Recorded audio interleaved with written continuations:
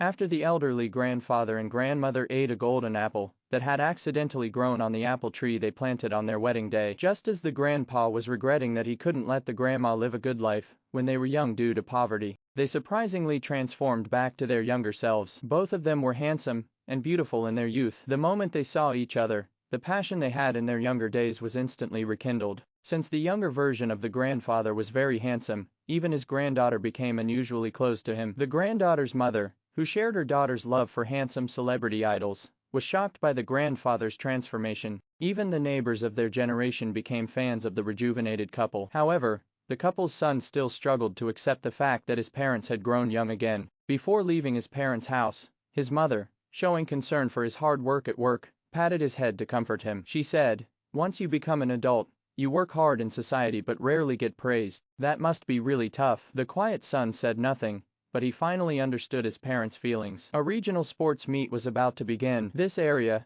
however, had only elderly residents because most young people had moved away. Defeat seemed inevitable, but with the grandfather and grandmother's transformation, the area suddenly had a chance to win. Facing the ace players from the high school football and baseball teams sent by the opposing region, the grandfather and other elderly residents competed in a tug-of-war. Thanks to the younger grandmother cheering for them as a cheerleader, they actually outmatched the young people in strength. In other competitions that required teamwork between two people, the elderly couple won all of them, relying on the tacit understanding they had built over 70 years of marriage. Talking about the past, it turned out that the grandmother had been the one to take the initiative and confess her love to the grandfather. The grandfather's father was a very traditional man who opposed their marriage and planned to arrange a marriage between his son and his friend's daughter. The grandfather even had a fight with his father over this. However, the grandmother directly negotiated with the friend's daughter and succeeded. In the end, she managed to convince the grandfather's father. It was said that the grandmother looked extremely impressive during that negotiation.